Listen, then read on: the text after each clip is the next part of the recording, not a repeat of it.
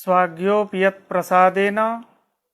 ज्ञानं तत्फलमाप्नुयात् सोऽयं हयास्यो भगवान् हृदय में भातु सर्वदा। संस्कृतं भारतम इत्याख्ये समूहे भवतां भवतीनां च स्वागतम्। अहमस्मि महानंद झा, श्री लाल बहादुर शास्त्री राष्ट्रीय संस्कृत विश्वविद्यालय न्याय विभागे अध्यापकः। तर्कभाषा ग्रंथमाश्रित्य अस्मासु मध्ये इयं चर्चा प्रचाल्यमाना विद्यते। अस्यां चर्चायाम् इतः पूर्वं ये विषयाः अस्माभिः उररीकृताः ते विषयाः वयं जानीमः। इतः पूर्वं प्रमाणस्य चर्चा विहिता अस्माभिः। चतुर्षु प्रमाणेषु मध्ये प्रत्यक्षानुमानोपमान शब्दाख्यानि प्रमाणानि अस्माभिः चर्चितानि।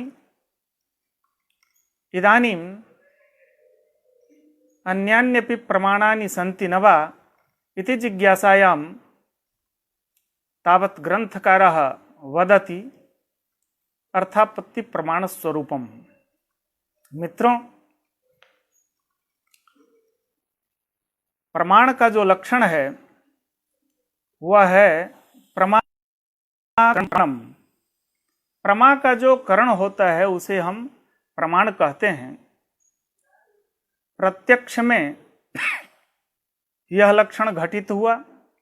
प्रत्यक्षात्मक प्रमा का करण इंद्रिय है, इसलिए इंद्रिय को हम प्रमाण कहे। अनमित्यात्मक प्रमा का करण अनुमान है, एतावता अनुमान प्रमाण है। उपमिति उपमान से उत्पन्न होती है, इसलिए उपमान प्रमाण है। शाब्द बोध शब्द के द्वारा उत्पन्न होता है, इसलिए शब्द प्रमाण है। इसी तरह मीमांसक के कुछ संप्रदाय हैं जो अर्थापत्ति को भी प्रमाण मानते हैं। सर्वप्रथम प्रमाण का लक्षण उसमें जाना चाहिए, तभी हम विचार करेंगे यह अर्थापत्ति प्रमाण माना जाए या नहीं। प्रमा का जो करण होगा उसे हम प्रमाण कहेंगे। जैसे प्रत्यक्षादि को हमने प्रमाण माना, अर्थापत्ति में यह घटित होना चाहिए। अर्थापत्ति क्या चीज है, इसको पहले हम समझ लेते हैं। अर्थापत्ति हम अर्थात किसी वस्तु का ज्ञान करते हैं, वह अर्थापत्ति है। जैसे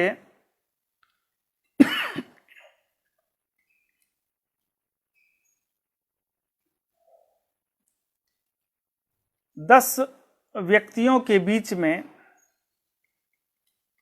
जिनके ऊपर यह केवल संशय है कि इन्होंने यह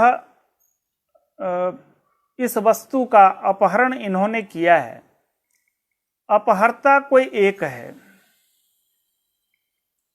लेकिन संशय हम कई एक लोगों पर कर सकते हैं। और उन संशयग्रस्त जो 10 व्यक्ति हैं, उनमें से हमने एक के ऊपर अंगुली रखा और कहा ये इस वस्तु को लेने वाला नहीं है। एक को हमने बाहर कर दिया, शेष 9 बचे हैं। इसका मतलब क्या है कि एक उस आरोप से मुक्त हो चुका है, अर्थात 9 पर यह आरोप अभी भी विद्यमान है। ऐसे उन 9 में से हम क्रमशः 8 को भी मुक्त करते हैं और एक को मुक्त नहीं करते हैं। अभी आरोप सिद्ध नहीं है, एक को हम मुक्त अब अभी नहीं कर रहे हैं।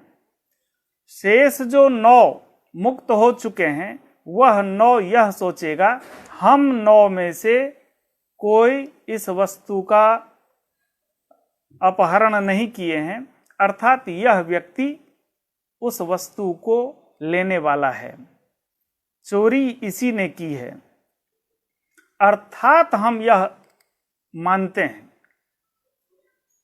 इसी तरह के कुछ शास्त्रीय प्रमाण यहां उपस्थापित किए जा रहे हैं। वह अर्थात जो प्राप्त हो वही प्रमा है। जो अनुपपद्यमान अर्थ है, ऐसे अनुपपद्यमान अर्थ की प्रतीति जिसके द्वारा होती है वह अर्थापत्ति है, वह तो प्रमाण की कोटि में जाएगा, और अनुपपद्यमान जो अर्थ है वह प्रमा की कोटि में आएगा। इसलिए अनुपपद्यमान रूप अर्थ की प्राप्ति यह जो है प्रमा है, और उस प्रमा का करण अर्थापत्ति प्रमाण है। तो प्रमाकरणम प्रमाणम यह लक्षण उसमें संघटित हो जाता है। एतावता प्रभाकर मीमांसक लोग अर्थापत्ति को प्रमाण मानते हैं। हम इसका परीक्षण करते हैं कि वह प्रमाण है या नहीं है। तो हम ग्रंथ को यहां से शुरू करते हैं।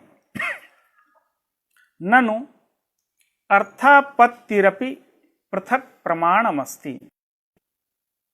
अर्थापत्ति भी पृथक प्रमाण है। यहां पृथक पद इसलिए कहा गया है कि जिस अनुपपद्यमान अर्थ की प्राप्ति हम अर्थापत्ति प्रमाण के द्वारा करना चाहते हैं, वह स्वीकृत जो 4 प्रमाण हैं, प्रत्यक्ष, अनुमान, उपमान और शब्द, इन स्वीकृत चतुर्विध प्रमाणों से अनुपपद्यमान अर्थ की प्राप्ति संभव नहीं है। एतावता उसके लिए अनुपपद्यमान अर्थ की प्राप्ति के लिए हमें अर्थापत्ति रूप स्वतंत्र प्रमाण की अपेक्षा होगी। इसलिए पृथक प्रमाणम अस्ति, वह पृथक प्रमाण है। क्यों? हेतु बतला रहे हैं। अनुपपद्यमानार्थ दर्शनात्, अनुपपद्यमान जो अर्थ है उस अर्थ का ज्ञान होता है, उस अर्थ की प्रतीति होती है, वह अर्थ सामने निकल के आता है। इसलिए अनुपपद्यमानार्थ दर्शनात् वह स्वतंत्र प्रमाण है। और अनुपपद्यमान अर्थ की प्राप्ति कराने में सबसे बड़ा सहायक वह अर्थापत्ति है। तदुपपाद की भूत अर्थांतर कल्पनम अर्थापत्ति।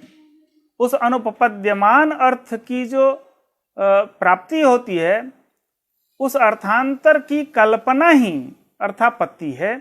इसलिए वह स्वतंत्र प्रमाण है। उदाहरण देते हैं। तथा ही पीनो देवदत्तः दिवा न भुंक्ते। मोटा तगड़ा है देवदत्त, पीन है, और वह दिवा न भुंक्ते, दिन में वह नहीं खाता है। इति दृष्टे श्रुते वा रात्रि भोजनम कल्प्यते। दिन भर तो हम साथ में रहते हैं और सुना भी है। दृष्टे श्रुते वा दोनों ही प्रमाण, जो शब्द प्रमाण है उससे भी ज्ञात हुआ कि यह दिन में नहीं खाता, अर्थात किसी के मुंह से यह नहीं सुना कि इसको हम दिन में खाते हुए देखे हैं, ऐसा कोई बोला भी नहीं और हमने देखा भी नहीं। न वह प्रत्यक्ष प्रमाण से बोधित होता है और न ही किसी वक्ता के द्वारा यह सुना गया कि यह दिन में खाता है। इस तरह से दृष्टे श्रुते वा रात्रि भोजनम कल्प्यते, इसलिए हम उसमें रात्रि भोजन की कल्पना करते हैं, क्योंकि पीनत्व भोजन के बिना संभव नहीं है, वह अनुपपन्न है। पीनत्वम तावत भोजनम बिना न संभवति, भोजन के बिना पीनत्व मोटापा, वह स्वस्थ होना। हम भोजन इसलिए करते हैं ताकि हम स्वस्थ रहें, हम शरीर से ठीक रहें, यह भोजन का एक प्रयोजन है। इसलिए पीनत्व रूप जो कार्य है, उस कार्य का कारण भोजन है। यदि भोजन नहीं हो तो पीनत्व रूप कार्य भी नहीं होगा, अन्यथा व्यतिरेक व्यभिचार नामक दोष होगा। इस व्यतिरेक व्यभिचार रूप दोष के वारण करने के लिए हमें कारण की कल्पना, कारण का अन्वेषण करना होगा। वह कारण भोजन ही है, अन्य कोई कारण संभव नहीं है। भोजन या पीना कोई भी चीज, उसके बिना शरीर का स्वास्थ्य संभव नहीं है। एतावता कारण जो भोजन है उसकी कल्पना हम करते हैं, तो वह भोजन दिन में तो करता नहीं, और किसी ने कहा भी नहीं कि यह दिन में भोजन करता है। एतावता वह रात्रि भोजन भोजी है। अभी उसमें ऐड करना चाहता हूं, वह रात्रि पर्यंत भोजन करता है, पूरी रात भोजन करता होगा, इसलिए इसमें पीनत्व संभव है। रात्रि भोजनम कल्प्यते, रात्रि भोजन की हम कल्पना करते हैं। क्यों? दिवा अभुंजानस्य पीनत्वम रात्रि भोजन मंत्रेण नोपपद्यते। दिन में जो भोजन नहीं करता है, वह रात्रि भोजन के बिना उसमें पीनत्व रूप जो कार्य है वह संभव नहीं है। इसलिए रात्रि भोजन मंत्रेण नोपपद्यते, बिना रात्रि भोजन का यह पीनत्व संभव नहीं है। एतावता रात्रि भोजित्व उसमें उपपन्न होता है। दिवा अभुंजानस्य पीनत्वम रात्रि भोजन मंत्रेण नोपपद्यते, अतः पीनत्व अन्यथानुपपत्ति प्रसूतार्थापत्तिरेव। जो पीनत्व बिना भोजन का संभव नहीं है, अन्यथानुपपत्ति है, अर्थात भोजनम बिना पीनत्वम असंभवम। एतावता अनुपपत्ति प्रसूत जो अर्थापत्ति है, वह अर्थापत्ति ही रात्रि भोजने प्रमाणम, वह रात्रि भोजन में अर्थापत्ति ही प्रमाण है। तच्च अर्थापत्ति ही प्रमाणम प्रत्यक्षादिभ्यो भिन्नम, वह प्रत्यक्षादि से, प्रत्यक्ष से भिन्न है, अनुमान से भिन्न है, उपमान से भिन्न है, और अंतिम जो चतुर्थ प्रमाण है शब्द, उससे भी संभव नहीं है, अनुपपन्न है, और प्रत्यक्षादि से वह भिन्न भी है। अर्थापत्ति प्रमाण रात्रि भोजनस्य प्रत्यक्षाद्य विषयत्वात्, जो रात्रि भोजन है वह रात्रि भोजन प्रत्यक्षादि प्रमाण का विषय नहीं है। इसलिए रात्रि भोजन प्रत्यक्षादि प्रमाण का विषय नहीं है, और किसी न किसी का विषय है, पीनत्व रात्रि भोजन के बिना संभव भी नहीं है। एतावता हमें एक प्रमाण अवश्य स्वीकार करना पड़ेगा। वह प्रमाण अर्थापत्ति प्रमाण है, जिस प्रमाण का किसी भी प्रमाण में अंतर्भाव भी संभव नहीं है, नहीं हो रहा है। एतावता वह स्वतंत्र अर्थापत्ति प्रमाण मानना चाहिए, जो कि प्रथम पंक्ति में ही कहा अर्थापत्ति ही पृथक प्रमाणम अस्ति, वह पृथक प्रमाण है। अब यहां पर एक समाधान दे रहे हैं।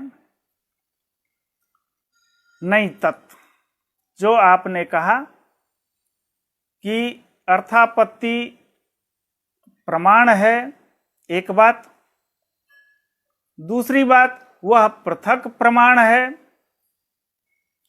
तीसरी बात, रात्रि भोजन अनुपपद्य पीनत्व रात्रि भोजन के बिना अनुपपद्यमान है।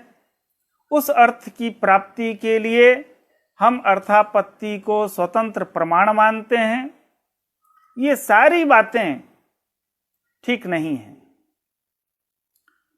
रात्रि भोजनस्य अनुमान विषयत्वात्, रात्रि भोजन जो है वह अनुमान का विषय है। अनुमान से ही हम रात्रि भोजन का ज्ञान कर लेते हैं। एतावता जो देवदत्त रूप पक्ष में पीनत्व की सिद्धि हम करेंगे, उसमें हेतु अन्य होगा और उस हेतु के द्वारा हम देवदत्त में पीनत्व की सिद्धि कर पाएंगे। रात्रि भोजनस्य अनुमान विषयत्वात्, तथा ही उस अनुमान का आकार भी बतला रहे हैं। हम एक चीज और स्पष्ट कर देना चाहते हैं। यह जो अर्थापत्ति को स्वतंत्र प्रमाण मानने की अवधारणा है, यह प्रभाकर मीमांसक की है।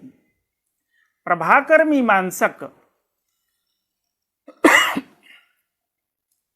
मीमांसक अनुमान के जो तीन भेद बतलाए हैं, अन्वय व्यतिरेकी, केवलान्वयी और केवल व्यतिरेकी, इनमें से केवल व्यतिरेकी अनुमान को प्रभाकर नहीं मानते हैं। और जब नहीं मानते हैं तो उनके यहां सचमुच यह अनुमान का विषय नहीं होगा, क्योंकि जिस अनुमान के द्वारा उसमें रात्रि भोजित्व की सिद्धि होगी वह व्यतिरेकी अनुमान है, केवल व्यतिरेकी अनुमान है, जिसकी अवधारणा प्रभाकर मीमांसक के यहाँ नहीं है। इसलिए उन्हें स्वतंत्र अर्थापत्ति प्रमाण की कल्पना उन्हें करनी पड़ती है। रात्रि भोजनस्य अनुमान विषयत्वात्, रात्रि भोजन अनुमान का विषय है। तथा ही अयम देवदत्तः, यह जो देवदत्त नामक मोटा व्यक्ति है, रात्रौ भुंक्ते, ये रात में भोजन करता है। हेतु क्या है? दिवा अभुंजानत्वे सति पीनत्वात्, दिन में बिना भोजन किए इसमें पीनत्व विद्यमान है, मोटापा विद्यमान है। इसलिए यहां रात्रौ भुंक्ते, यह रात में भोजन करता है, ऐसा हम अनुमान करते हैं। कैसे? यस्तु न रात्रौ भुंक्ते, जो व्यक्ति रात में भोजन नहीं करता है, वह न असौ दिवा अभुंजानत्वे सति पीना, वह दिन में बिना खाए उसमें पीनत्व संभव नहीं है। रात्रि में नहीं भोजन करता है और दिन में बिना भोजन किए उसमें पीनत्व संभव नहीं है। यथा दिवा रात्रौ अभुञ्जानः अपीनः। जिस प्रकार से जो व्यक्ति न दिन में भोजन करता है और न ही रात्रि में भोजन करता है, वह अपीनः, वह मोटा नहीं होता है, वह दुबला पतला रहता है। जो दिन में भी भोजन नहीं करता, रात्रि में भी भोजन नहीं करता। अपने यहाँ तो नवरात्र का व्रत होता है।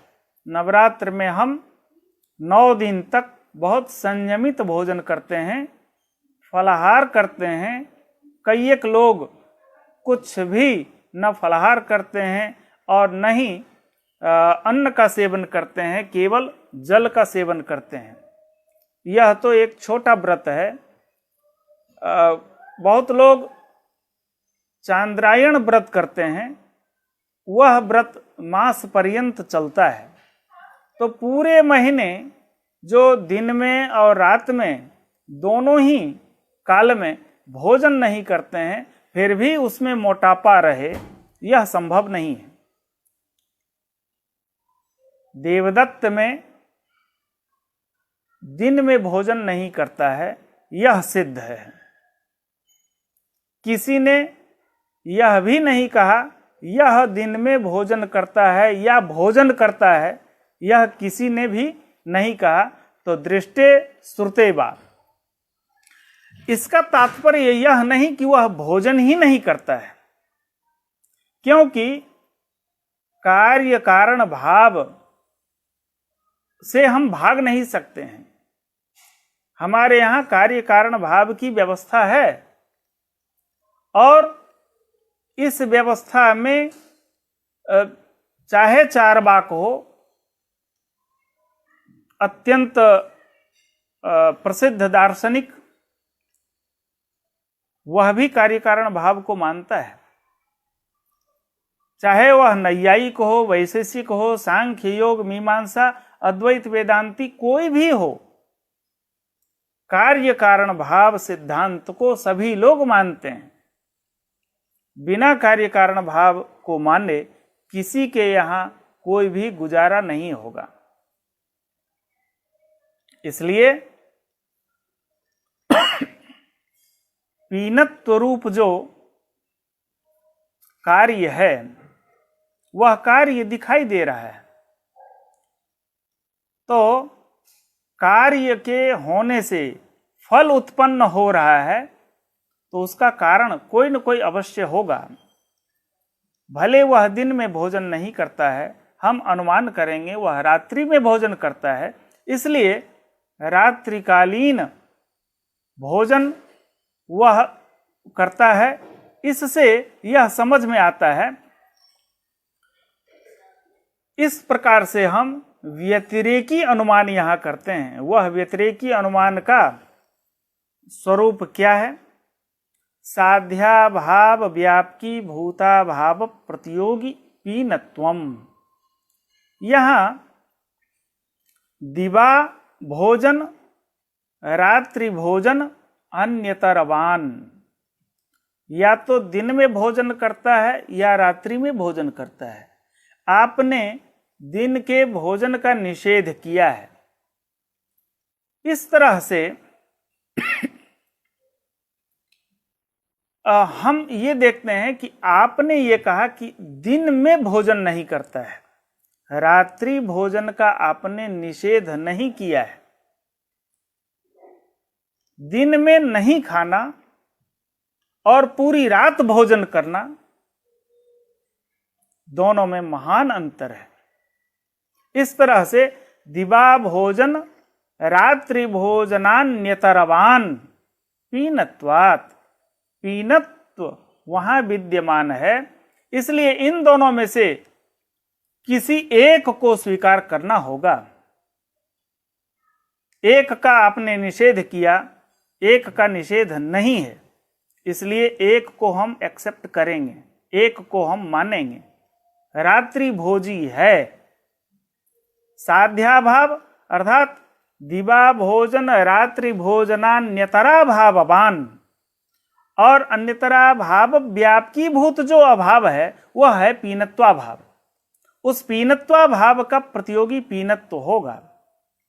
इस तरह से पीनो देवदत्तः रात्रिभोजी, जो पीन देवदत्त है, मोटा देवदत्त, वह रात्रिभोजी है।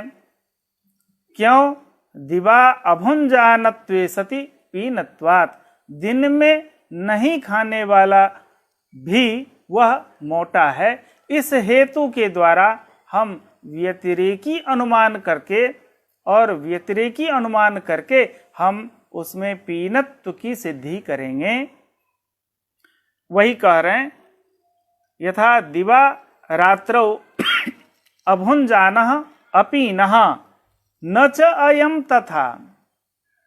यह जो देवदत्त है वह दिन में और रात्रि में बिना भोजन किए मोटा है, ऐसी बात नहीं है।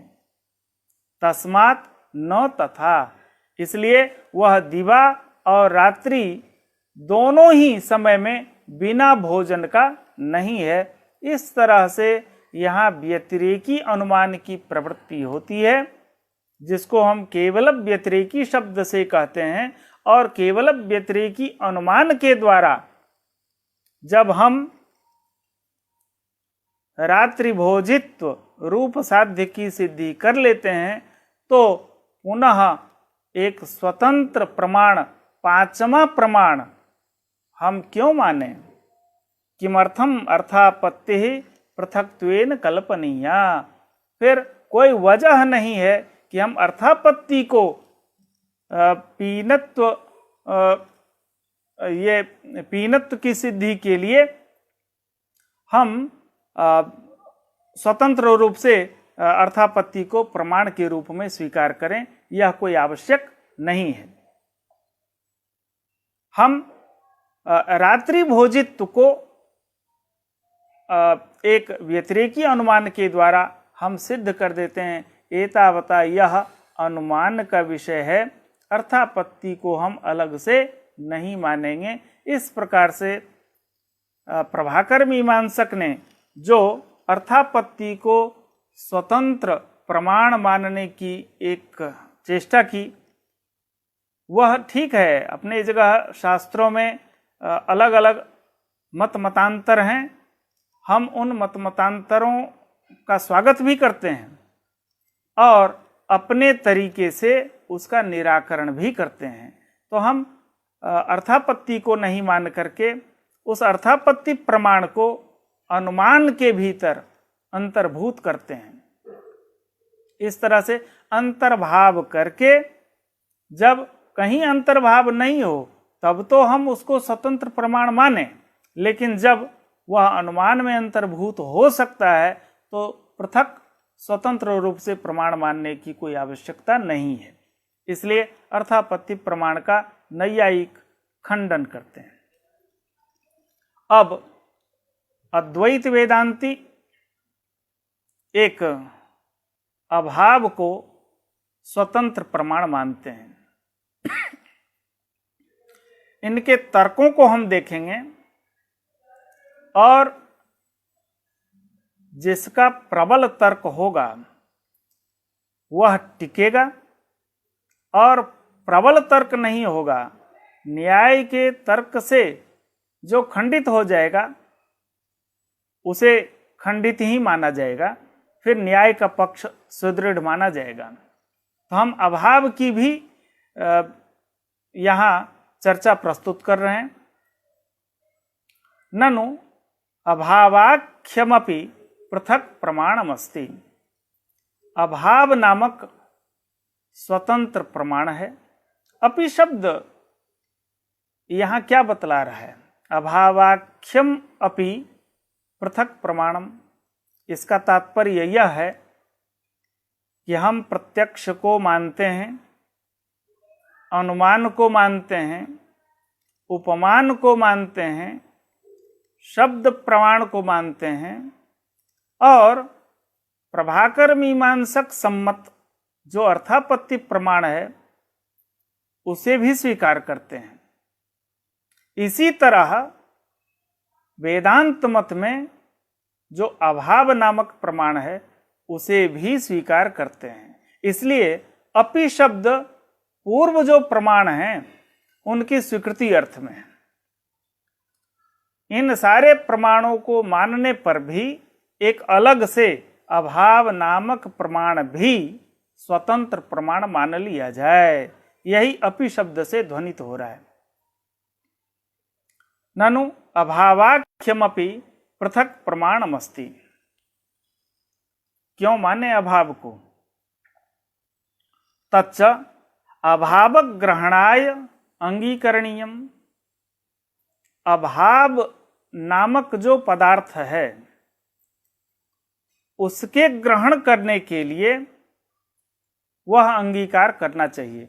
वह अभाव नामक प्रमाण ही है जिससे हम अभाव को जान सकते हैं। अभाव ग्रहणाय अंगीकरणीयम।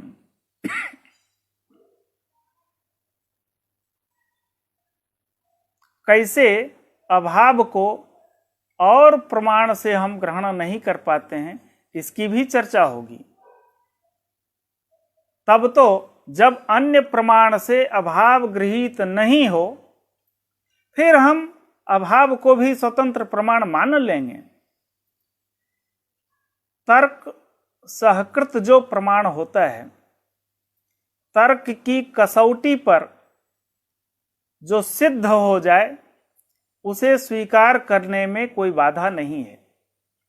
स्वीकार करना चाहिए, और नहीं स्वीकार करना इसे दुराग्रह कहा जा सकता है। नैयायिक ऐसा नहीं होता कि जो तर्क सिद्ध हो, प्रमाण से सिद्ध हो, फिर भी उसे नहीं माने, ऐसा नैयायिक नहीं होता। युक्ति प्रमाणाभ्याम वस्तु सिद्धि। युक्ति के द्वारा और प्रमाण जो सिद्ध होगा उसे प्रत्येक व्यक्ति, चाहे वह नैयायिक हो, वैयाकरण हो, मीमांसा, कोई भी संप्रदाय हो, यदि वह युक्ति और प्रमाण से सिद्ध है उसे सबको समादर करना होता है, और सभी लोग उसका समादर करते भी हैं। अभाव को वेदांती लोग स्वतंत्र प्रमाण मानते हैं। क्यों मानते हैं? उसका समाधान उन्होंने दिया, अभाव ग्रहणाय अंगीकरणीयम। अभाव को ग्रहण करने के लिए हम अभाव नामक प्रमाण मानेंगे। कैसे? उसकी विधि भी उनके यहाँ है। तथा ही घटानुपलब्ध्या घटाद्यभावः निश्चीयते। हम जहाँ बैठे हैं यहाँ घट की अनुपलब्धि है। संभवतः आप सब जहाँ बैठे हैं वहाँ मैं ये यहाँ से मानता हूँ कि वहाँ अश्व नहीं है। आपके समक्ष कोई भी अश्व नहीं होगा, तो अश्व वहाँ अनुपलब्ध है। इसलिए अश्वाभाव का आप निश्चय करेंगे, अश्व के अभाव का निश्चय करेंगे। और वह जो अनुपलब्धि है, वह अनुपलब्धि क्या वस्तु है? तो उपलब्धेः अभावः। उपलब्धि का अभाव ही अनुपलब्धि है। न उपलब्धि ही अनुपलब्धि ही। यहाँ नय तत्पुरुष समास है। न उपलब्धि अनुपलब्धि। नुडागम हुआ है तस्मान नुडची सूत्र से, और अनुपलब्धि शब्द की सिद्धि हुई है। तो उपलब्धि का जो अभाव है वही है अनुपलब्धि। अनुपलब्धि, उपलब्धि का अभाव, वह जो अभाव है उस अभाव नामक प्रमाण से अश्व का अभाव गृहीत होता है, घट के अभाव का ग्रहण होता है, ऐसे पट के अभाव का ग्रहण होगा, दंडाभाव का ग्रहण होगा। तमाम अभाव का ग्रहण उस अभाव नामक प्रमाण से होता है, इसलिए अभाव को स्वतंत्र प्रमाण मानना चाहिए। वह प्रत्यक्ष प्रमाण से संभव है क्या उस अभाव को ग्रहण करना? उनके जो तर्क हैं, प्रत्यक्ष प्रमाण हम उसको इंद्रियों को बोलते हैं, और इंद्रियां 5 हैं, ज्ञानेंद्रियां, घ्राण, रसना, चक्षु, त्वक, श्रोत्र, ये 5 इंद्रियां हैं। वह अभाव घ्राण का विषय नहीं है। घ्राण का विषय गंध है, गंधक ग्राहक है घ्राणेन्द्रिय। रसना रसक ग्राहक है, चक्षु रूपक ग्राहक है, त्वक स्पर्शक ग्राहक है, और श्रोत्र शब्द ग्राहक है। तो प्रत्यक्ष प्रमाण से जो उनके कर्ण इंद्रियां हैं और इंद्रियों को ही प्रमाण कहा, तो प्रत्यक्ष प्रमाण से अभाव का ग्रहण नहीं हो पाया, क्योंकि अभाव में न तो रूप है, न रस है, गंध, स्पर्श और शब्द कुछ भी नहीं है। इसलिए अभाव का ग्रहण इन इंद्रियों से संभव नहीं है। प्रत्यक्ष का यहाँ प्रत्यक्ष की कोई संभावना नहीं है, इसलिए प्रत्यक्ष प्रमाण से अभाव वेद्य नहीं है। प्रत्यक्ष वेद्यता नहीं होने से अनुमान वेद्यता भी नहीं है, उपमान वेद्यता भी नहीं होगी, शब्द से भी वह अभाव ग्रहण नहीं हो पाएगा, अर्थापत्ति से भी वह संभव नहीं है। इसलिए अभाव नामक जो प्रमा है, उस प्रमा को जानने के लिए अभाव नामक प्रमाण की आवश्यकता होगी। इसलिए वेदांती के मत में अभाव नामक प्रमाण को स्वतंत्र रूप से मानना आवश्यक है। इसका समाधान देते हैं नहीं तत्, ऐसी बात नहीं है।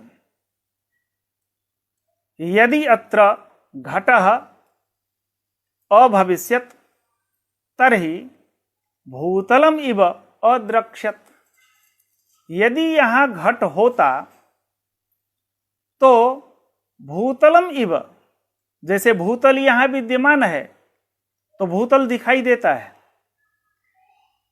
इत्यादि तर्क सहकारिणा अनुपलम्भ सनाथेन प्रत्यक्षेणैव अभाव ग्रहणात्। अनुपलम्भ सनाथेन, अनुपलब्धि नामक अनुपलब्धि हो रही है, घट की अनुपलब्धि हो रही है।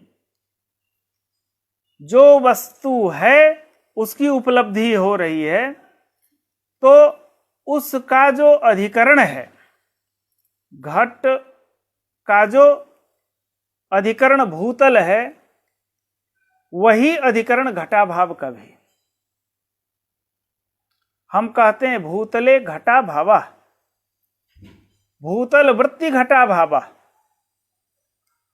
तो घटाभाव का अधिकरण भूतल है, और हमारे यहां एक नियम है, यो गुणो येन इंद्रियेण गृह्यते तद्गता जाति ही तदभावश्च तेनैव इंद्रियेण गृह्यते। जो गुण, जो वस्तु जिस इंद्रिय से गृहीत हो, उसमें रहने वाली जाति और उसका अभाव उसी इंद्रिय से ग्रहण किया जाता है।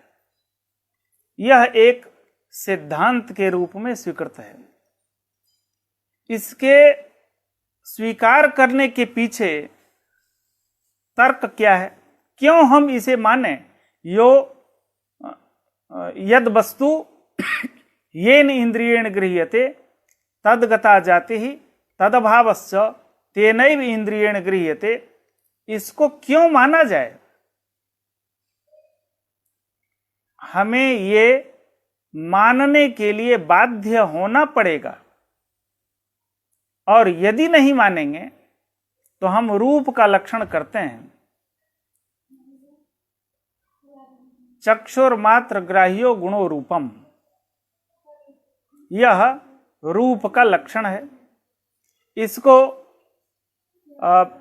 नैयायिक तो मानता ही है, वैयाकरण मानेंगे, चार्वाक मानेगा, क्योंकि रूप का प्रत्यक्ष चक्षुरेंद्रिय से ही होता है। कोई भी इसमें वितंडा का कोई सवाल नहीं है कि हम रूप का प्रत्यक्ष चक्षु से भिन्न इंद्रिय से कर लें। इसको साबित करने वाला कोई पैदा नहीं हुआ है। इसलिए चक्षुरेंद्रिय से जायमान जो जिसका प्रत्यक्ष होता है उसको हम रूप कहते हैं। तो चक्षुर्मात्र ग्राह्यत्वे सति गुणत्वम रूपस्य लक्षणम। यहां दो पद है, एक विशेष्य पद है, एक विशेषण पद है। चक्षु सति विशेषण है और गुणत्वम विशेष्य दल है। यदि गुणत्वम रूपस्य लक्षणम करें तो रसादि में भी चला जाएगा। इसलिए चक्षुर्मात्र ग्राह्य किया गया। अब केवल विशेषण पद का उपादान करेंगे। चक्षुर मात्र ग्राह्यत्वम रूपस्य लक्षणम,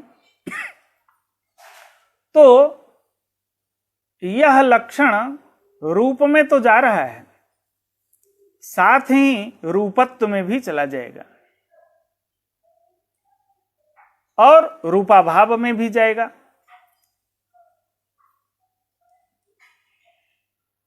सामने ये कलम है, इसको आप चक्षुरेंद्रिय से देख रहे हैं और चक्षुरेंद्रिय से देखने के बाद प्रत्यक्ष हो रहा है, इस वस्तु के रूप का प्रत्यक्ष हो रहा है, ये चक्षुरेंद्रिय से हो रहा है। अब मैं इस कलम को आपके आंखों के सामने से हटाता हूं और ये प्रश्न अब आ गया कि कलम के अभाव को आपने किस इंद्रिय से देखा?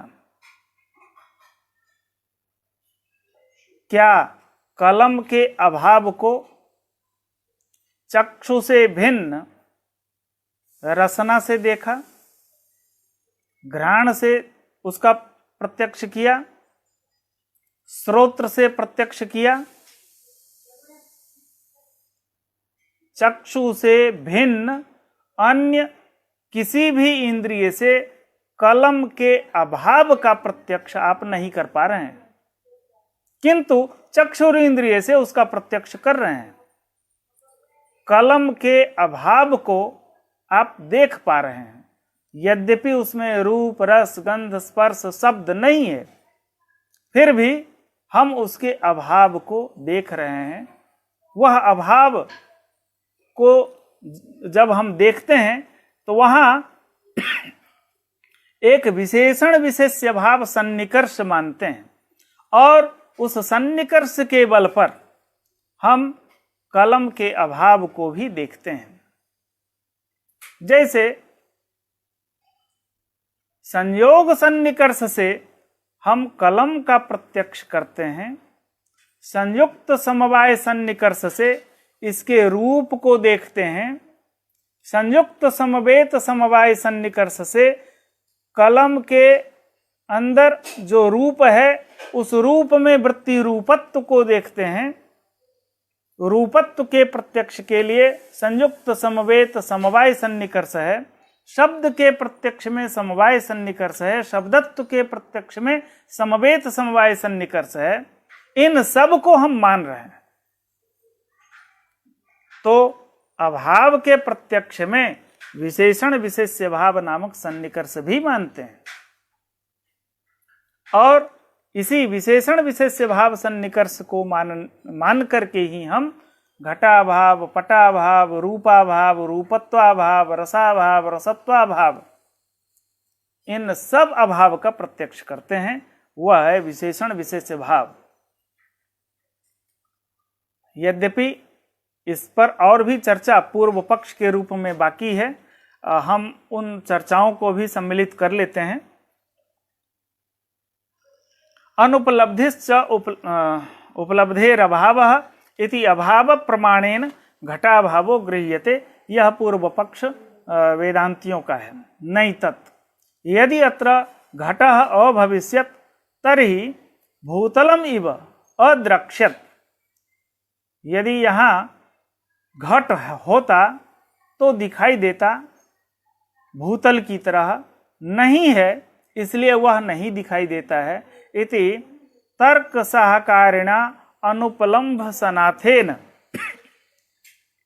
वह अनुपलम्भ सनाथेन, अनुपलब्ध वह घटाभाव दिखाई दे रहा है, घट अनुपलब्ध है, तो अनुपलम्भ सनाथेन प्रत्यक्षेणैव अभाव ग्रहणात्, वह प्रत्यक्षतः अर्थात प्रत्यक्ष होने में जो षड्विध सन्निकर्ष की अवधारणा न्याय मत में है, उनमें से अन्यतम विशेषण विशेष्य भाव नामक सन्निकर्ष है, और उसी सन्निकर्ष के बल पर हम घटाभावादि का प्रत्यक्ष कर लेते हैं। अब इस अभाव को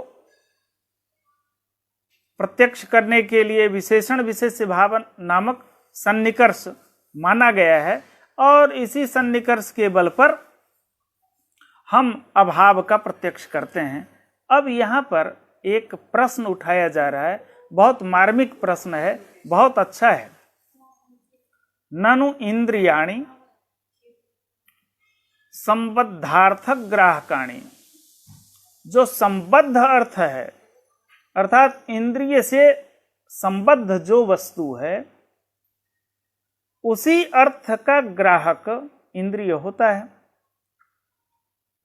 तथा ही इंद्रियाणि वस्तु प्राप्य प्रकाशकारिणी ज्ञान करणत्वात् आलोकवत्, इंद्रिय जो होता है वह वस्तु प्राप्य प्रकाशकारिणी, वस्तु को प्राप्त करके उसके अर्थ को बतलाने में समर्थ होती हैं इंद्रियां, क्योंकि वह ज्ञान का करण है। ज्ञान का करण जैसे आलोक है। यहाँ कलम का ज्ञान हो रहा है हम सबको, इस कलम के ज्ञान होने में चक्षु कारण है, एक प्रकाश कारण है, वस्तु कारण है, वस्तु में महत्व कारण है, वस्तु में रहने वाला उद्भूत रूप कारण है, बहुत कारण है। इन तमाम कारणों के रहने पर ही इस कलम का हम प्रत्यक्ष करते हैं। तो आलोक की तरह, प्रकाश की तरह इंद्रियां भी ज्ञान के साधन हैं, ज्ञान के कारण हैं। तो वह ज्ञान का कारण कब होगा? जब वस्तु को प्राप्त करके वह बतलाए। इसमें 5 जो इंद्रियां हैं, घ्राण, रसना, चक्षु, त्वक, श्रोत्र, इनमें घ्राण, रसना और त्वक, इनके संबंध में है कि वह प्राप्य प्रकाशकारी होता है। वस्तु से संबद्ध होकर के ही उसके अर्थ का ज्ञान कराती है। बौद्ध मत में चक्षु और श्रोत्र के लिए कहा गया कि वह अप्राप्य प्रकाशकारी है। उनके यहाँ अभिधर्म कोश में एक आया है, एक पंक्ति आई है, अप्राप्तानि अक्षिमनः श्रोत्राणि, अक्षिमनः श्रोत्राणि अप्राप्तानि, मतलब ये अप्राप्य प्रकाशकारी है। मन, अक्षि, चक्षु और श्रोत्र, तो 5 इंद्रियों में 2 पर ही संशय है, चक्षु और श्रोत्र जो बहिर्इंद्रियां हैं। इनके मत में अप्राप्य प्रकाशकारी है। इसलिए यह प्रश्न उठाया जा रहा है कि ये प्राप्य प्रकाशकारी इंद्रियों का स्वभाव है कि प्राप्य वस्तु को प्राप्त करके, वस्तु से संबद्ध हो करके ही उसके अर्थ का अवबोधन कराती हैं। यद्वा चक्षु श्रोत्रे, चक्षु और श्रोत्र वस्तु प्राप्य प्रकाशकारिणी, चक्षु और श्रोत्र वस्तु को प्राप्त करके प्रकाशकारी होते हैं, चक्षु और श्रोत्र, क्योंकि यह बहिर्इंद्रिय हैं। त्वगादिवत, जैसे त्वक बहिर्इंद्रिय है और जब तक वह स्पर्श को प्राप्त नहीं कर ले तब तक उसके शीत उष्ण अथवा अनुष्ण शीत रूप जो फल है उसको वह नहीं बतला पाती। इसी तरह चक्षु और श्रोत्र भी वस्तु को प्राप्त करके ही प्रकाशकारी हो सकते हैं। त्वगादीनां तो प्राप्य प्रकाशकारित्वम उभयवादि सिद्धमेव। त्वगादि जो है, घ्राण, रसना, त्वक, ये उभयवादी जो ये मानते हैं कि वस्तु को प्राप्त करके ही प्रकाशकारी इंद्रियां होती हैं, और जो ये मानते हैं कि अप्राप्य प्रकाशकारी इंद्रियां होती हैं। ऐसे जैन केवल चक्षु को अप्राप्य प्रकाशकारी मानते हैं, शेष को प्राप्य प्रकाशकारी मानते हैं। बाकी सांख्य, न्याय, वैशेषिक और भी जो भी वैदिक संप्रदाय हैं, वैदिक दर्शन हैं, वो 5 इंद्रियों को प्राप्य प्रकाशकारी मानते हैं। तो त्वगादीनां तो प्राप्य प्रकाशकारित्वम उभयवादी सिद्धमेव। उभयवादी के मत में सिद्ध ही है कि ये प्राप्य प्रकाशकारी होती है। ऐसा कोई अभाव के साथ में ऐसी कोई व्यवस्था नहीं है। न च भावयोः संबंधः अस्ति, इंद्रिय और अभाव इनका कोई संबंध नहीं बनता, क्योंकि संबंध 2 हैं, संयोग और समवाय। संयोग संबंध द्रव्य और द्रव्य का होता है। द्रव्ययोः संयोगः, 2 द्रव्य है उसका संबंध संयोग संबंध होता है। 2 द्रव्य का संयोग संबंध होता है। इस तरह से यहाँ पर 2 द्रव्य नहीं है। इंद्रिय तो द्रव्य है, लेकिन अभाव द्रव्य नहीं है।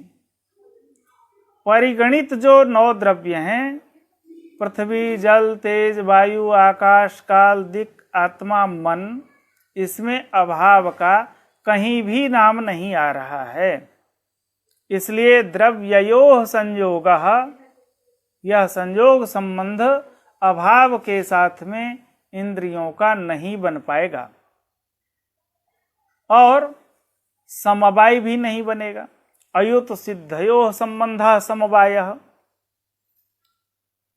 एतावता दोनों में से कोई भी संबंध न संयोग संबंध बन पा रहा है और न ही समवाय संबंध बन पाएगा।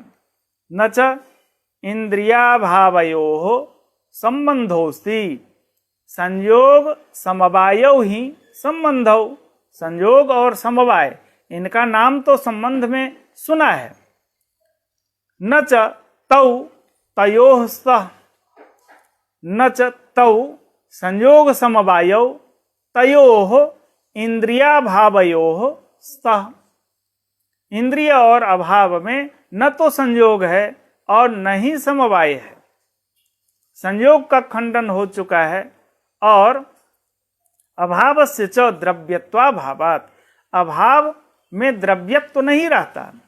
द्रव्यत्व यदि अभाव में होता तो इंद्रिय के साथ उसका अभाव का संयोग संबंध बन पाता, लेकिन अभाव में द्रव्यत्व ही नहीं है, इसलिए इस इंद्रिय रूप द्रव्य का अभावात्मक द्रव्य के साथ संयोग संबंध की कल्पना हम कर सकते थे, लेकिन अभाव में द्रव्यत्व नहीं रहता, इसलिए वहां द्रव्य द्रव्ययोः संयोगः, यह संयोग संबंध की व्यवस्था नहीं बन पा रही है। एक संबंध और बचा है समवाय, उसका भी खंडन हो जा रहा है। अयुत सिद्ध भावात न समवायोपि, इंद्रिय और अभाव में अयुत सिद्ध भाव संबंध नहीं है, अयुत सिद्ध भाव है। अयुत सिद्धत्व होता इंद्रिय और अभाव में, तब अभाव और इंद्रिय का समवाय संबंध बनता, पर अयुत सिद्ध भावात समवायोपि न, समवाय भी संबंध नहीं बन पाएगा। दूसरी बात, जब संयोग के नाम पर, संबंध के नाम पर संयोग और समवाय ये दोनों ही संभव नहीं है, तो इंद्रिय के द्वारा हम अभाव का ग्रहण न तो संयोग संबंध से कर सकते हैं और न ही समवाय संबंध से कर सकते हैं। इसके लिए कोई अन्य संबंध की कल्पना करनी पड़ेगी। वेदांती के मत में अभाव नामक वस्तु के ग्रहण करने के लिए अभाव नामक संबंध की कल्पना करनी पड़ेगी, लेकिन नैयायिक इसे नहीं मानेगा, उसे खंडित करके ही दम लेगा। आज की कक्षा में हम यहाँ पर न तो संयोग संबंध की सत्ता बन पा रही है और न ही समवाय संबंध की सत्ता बन पा रही है, तो किस प्रमाण के आधार पर हम अभाव का ग्रहण करेंगे, इसकी चर्चा हम अगले दिन अवश्य करेंगे। इन्हीं आशा और प्रत्याशा के साथ आज की यह धारा को हम यहाँ विश्राम देना चाहेंगे। कल पुनः हम इसी जगह इसी समय में मिलेंगे। आपके अच्छे सपोर्ट, बहुत अच्छा आपका समर्थन, इसको हम अपने हृदय में धारण करके आज की वार्ता को हम यहीं पूर्णता प्रदान करते हैं। धन्यवाद, नमस्कार।